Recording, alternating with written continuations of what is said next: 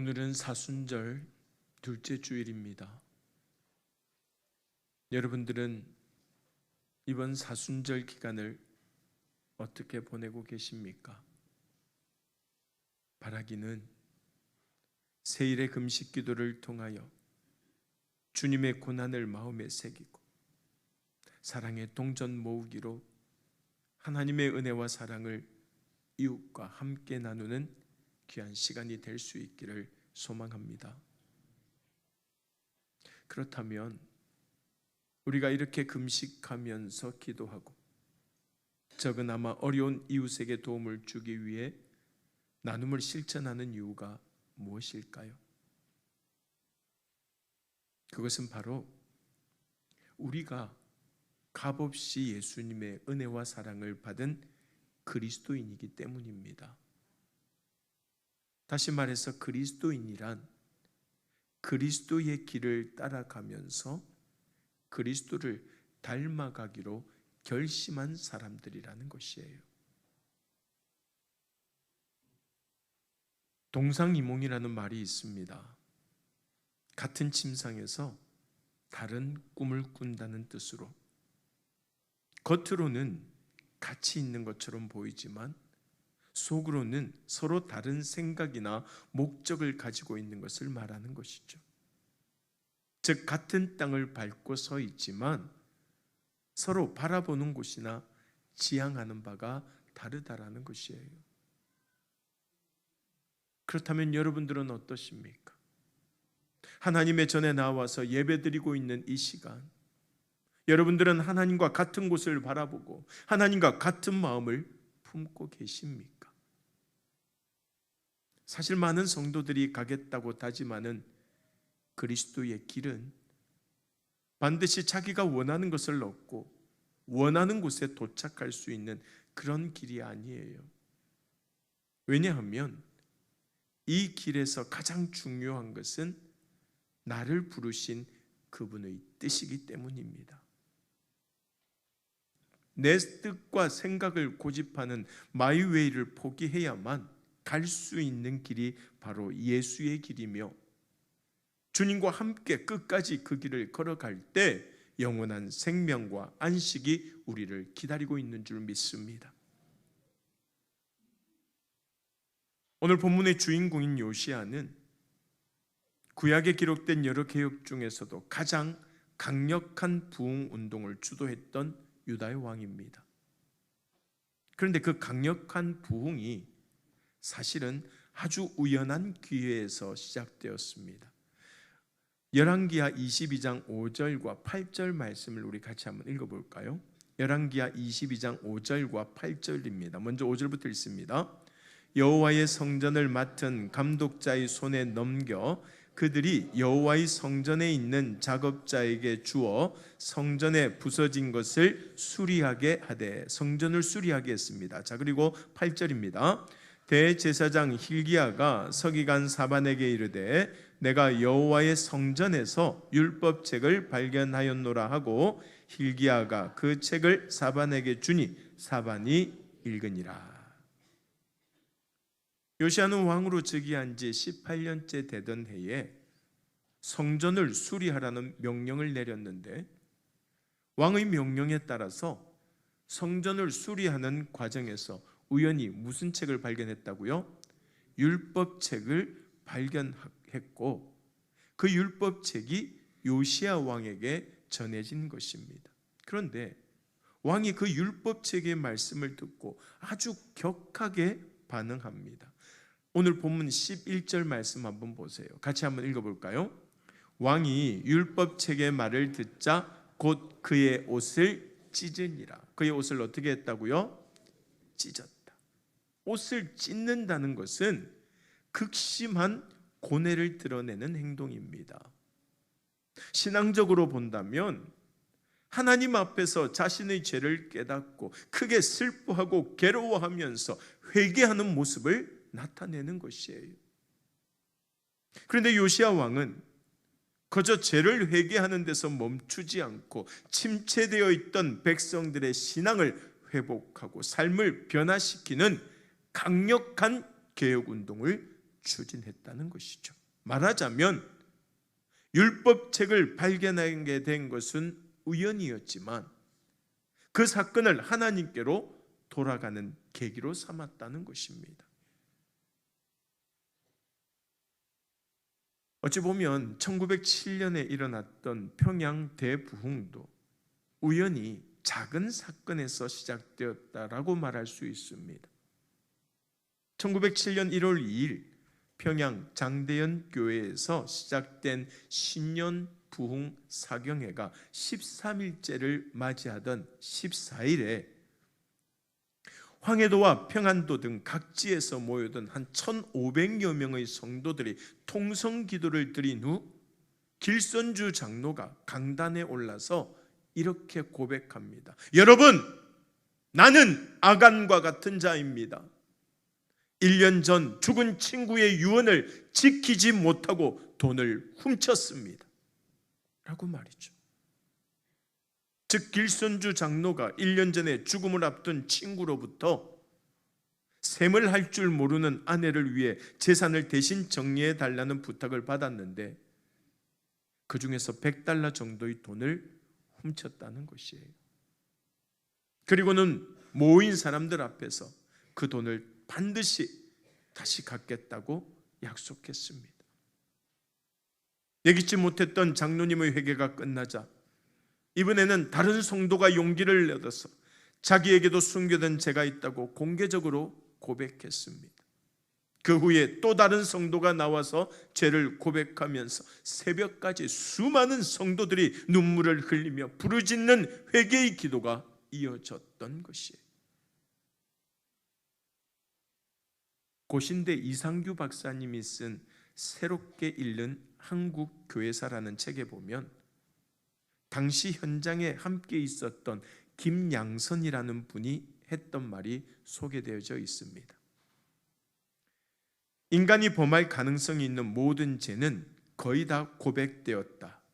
사람의 체면은 이제 다 잊어버리고 오직 이때까지 자기들이 배반하던 예수를 향하여 주여 나를 버리지 마옵소서라고 울부짖을 뿐이다. 국법에 의해 처벌받는다든가 또 바로 죽음을 당한다 하더라도 문제가 아니었다. 다만 하나님의 용서를 받는 것만이 그들의 유일한 소원이었다.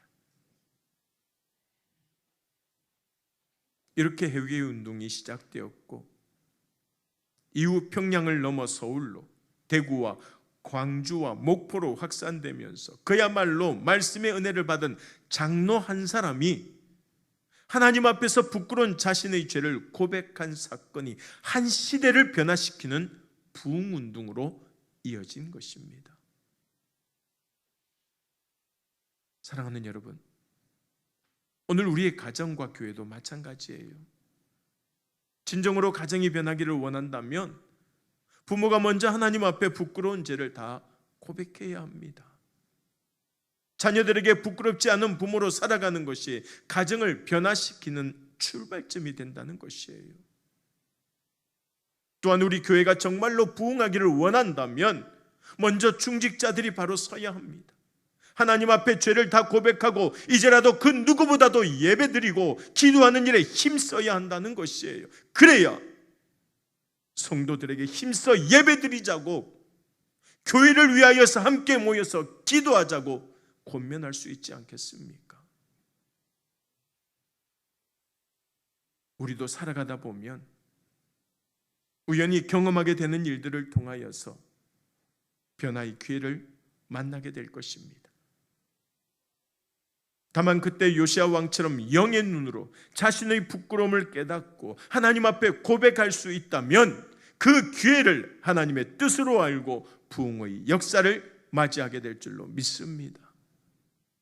결국 우리 자신과 가정과 교회가 변화되고 부흥하기 위해서는 첫 번째로 부끄러운 현실을 자각해야 한다는 것이에요.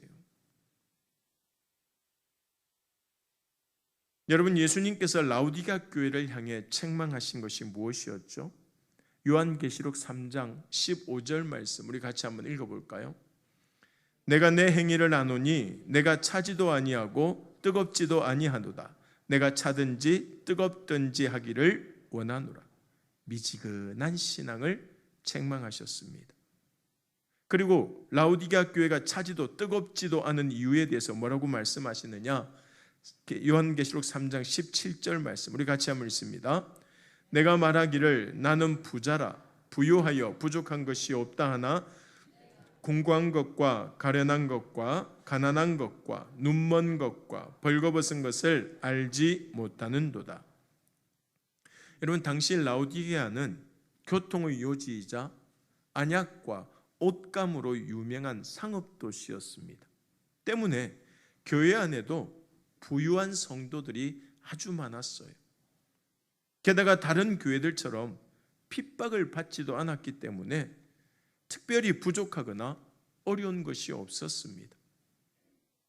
그런데 그런 환경이 오히려 라오디게아 교회 성도들의 마음을 나태하게 만들어 차지도 뜨겁지도 않은 신앙생활을 하게 되었고, 주님께서는 그들의 그런 어정쩡한 태도를 책망하셨던 것이에요. 오늘날 미지근한 믿음을 가지고 뜨겁지도 차지도 않은 신앙생활을 하고 있는 성도들이 날이 갈수록 많아지는 것도 마찬가지입니다. 먹고 살만하니까 주님의 은혜가 아니면 안 된다는 간절한 마음도 없고, 예수 믿는다고 누가 잡아가는 것도 아니니까 반드시 오늘 예배 드려야 하고 지금 은혜 받지 않으면 안 된다는 절박함도 없는 것이에요. 마치 라오디게아 교회처럼 말입니다. 그래서 자기가 가진 것이 제법 있고 이 정도면 잘 살고 있다고 생각하는 사람일수록 자신의 영혼과 신앙의 상태를 다시 한번 더 돌아보아야 할 줄로 믿습니다. 겉으로 보기에는 부자요 성실하게 살고 있는 것 같지만 오히려 그것이 우리 영혼을 가난하고 수치스럽게 만들고 있는 것은 아닌지 살펴보아야 한다는 것이에요. 그리고 라오디게아 교회의 문제점을 지적하신 주님께서 이제 대안을 뭐라고 제시하십니까? 요한계시록 3장 18절 말씀입니다. 같이 한번 읽습니다. 내가 너를 권하노니 내게서 불로 연단한 금을 사서 부유하게 하고 흰옷을 사서 입어 벌거벗은 수치를 보이지 않게 하고 안약을 사서 눈에 발라보게 하라. 무슨 말입니까? 먼저 불쌍하고 비참하고 가난하고 눈멀고 벌거벗은 자신의 모습을 자각하라는 말씀이에요. 그리고 주님께 간절히 도움을 구하면 진정으로 부유하고 평안하고 복된 삶을 살아가도록 인도해 주시겠다는 말씀입니다. 오늘 본문의 주인공인 요시야 왕도 그랬지 않습니까? 요시야는 율법책을 발견한 후에 옷을 찢으며 자신의 부족함과 수치를 표현합니다. 하지만 엄밀히 말하면 당시 유다의 상황은 이 요시야 왕의 잘못으로 일어난 것이 아니며 요시야 자신도 그 사실을 너무나도 잘 알고 있었습니다. 오늘 본문 13절 말씀 한번 보세요. 우리 같이 한번 읽어볼까요? 너희는 가서 나와 백성과 온 유다를 위하여 이 발견한 책의 말씀에 대하여 여호와께 물으라. 우리 조상들이 이 책의 말씀을 듣지 아니하며 이 책에 우리를 위하여 기록된 모든 것을 행하지 아니하였으므로 여호와께서 우리에게 내리신 진노가 크도다. 자, 우리 조상들이 이 책의 말씀을 듣지 아니하며, 그 부분 줄거 놓으세요. 모든 유다의 잘못이나 또는 책망받을 일은 지금 누가 했다라는 거예요? 조상들이 했다는 것입니다. 요시야는 유다의 만연한 죄악이 자기 조상들의 잘못인 것임을 알고 있었습니다. 실제로 이 요시야 왕의 할아버지였던 므낫세 왕은 유다 왕 중에서도 가장 악한 왕이었다는 사실을 우리는 너무나도 잘 알고 있지 않습니까? 그럼에도 불구하고 요시야는 조상들 때문에 이 나라가 이 모양 이 꼴이 되었다고 탓하거나 원망하지 않고 마치 모든 것이 자신의 잘못이요 수치인 것처럼 옷을 찢으며 하나님 앞에 회개했던 것이에요. 여러분, 이것이 중요한 거예요.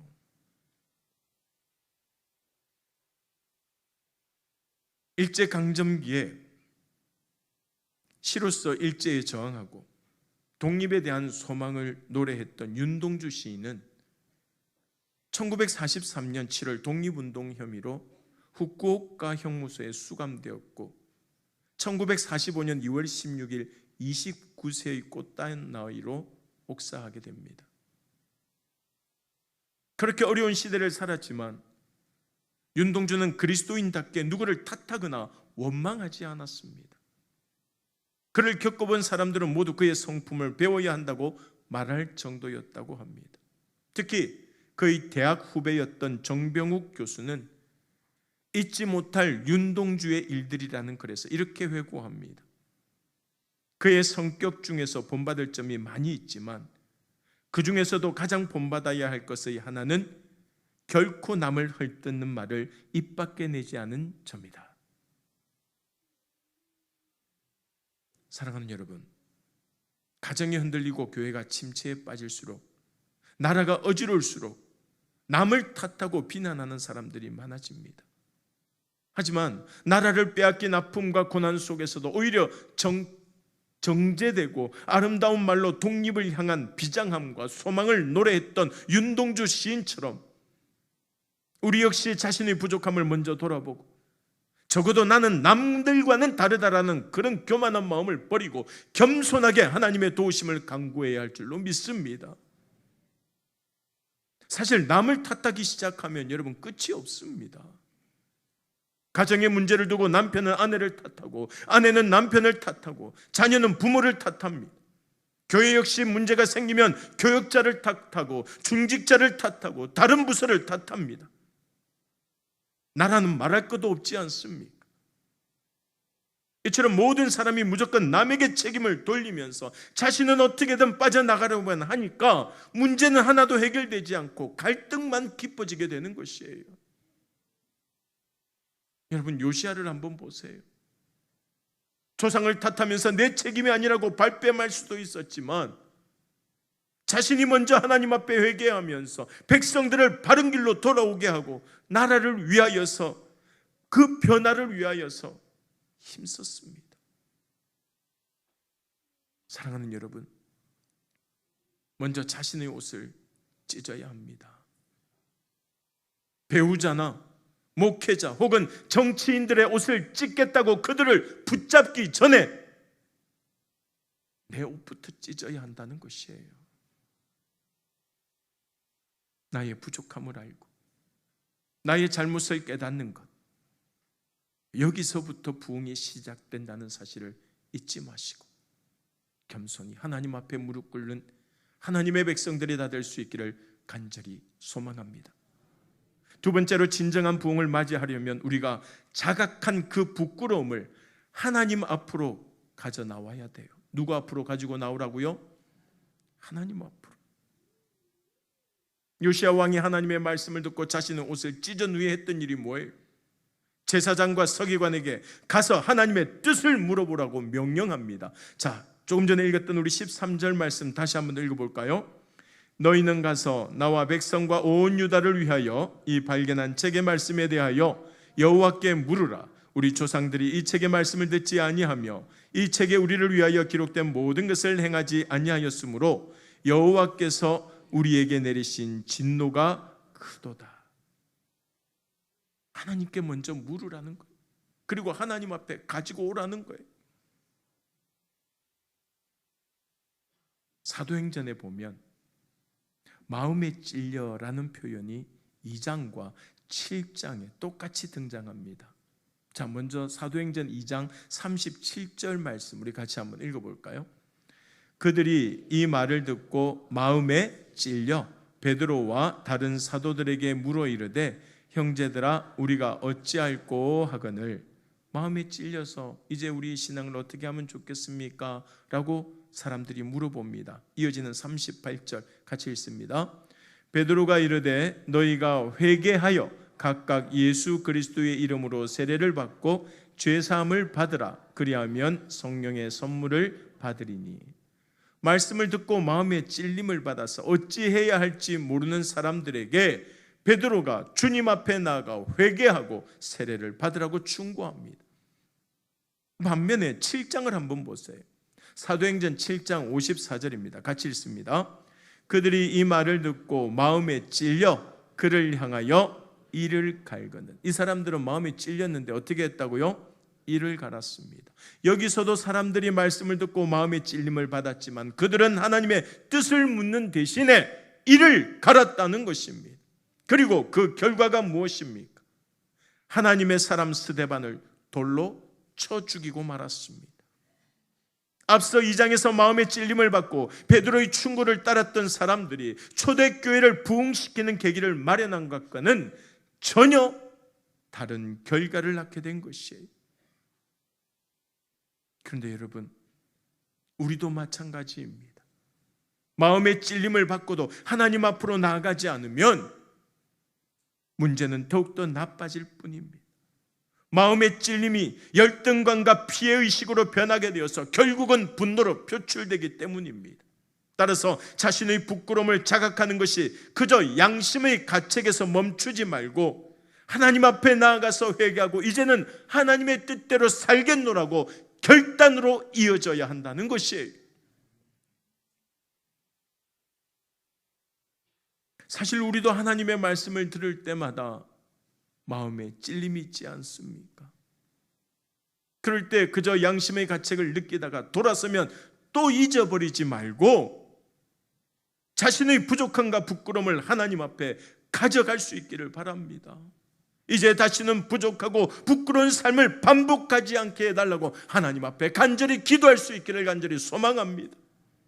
히브리서 12장 2절 말씀에 뭐라고 이야기합니까? 같이 읽어볼까요? 믿음의 주요 또 온전하게 하시는 인 예수를 바라보자. 그는 그 앞에 있는 기쁨을 위하여 십자가를 참으사 부끄러움을 개의치 아니하시더니 하나님 보좌 우편에 앉으셨느니라. 할렐루야. 히브리서 기자는 예수님께서 우리의 부끄러움을 대신 담당하시기 위해 십자가를 지셨다고 말씀하고 있습니다. 그래요. 솔직히 우리는 모두 하나님 앞에 얼굴을 들 수 없는 부끄러운 죄인들 아닙니까? 그럼에도 불구하고 제가 이 자리에 서서 하나님의 말씀을 전할 수 있는 것 역시 예수님께서 저의 죄를 대신하여 십자가를 지셨기 때문인 줄로 믿습니다. 그러므로 오늘날 우리가 부모로서 부끄러워해야 할 것은 자녀들에게 좋은 옷을 사주지 못하거나 비싼 학원에 보내주지 못한 것이 아니에요.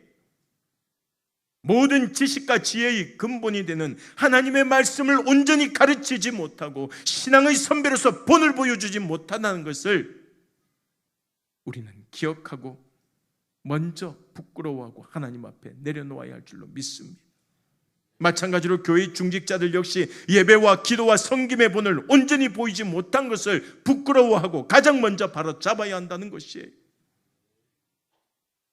그러므로 이제라도 우리가 먼저 부모로서, 성도로서, 그리고 국민으로서 부끄러움과 부족함을 깨닫고 요시야 왕처럼 옷을 찢고 회개하며 하나님의 뜻을 구해야 할 줄로 믿습니다.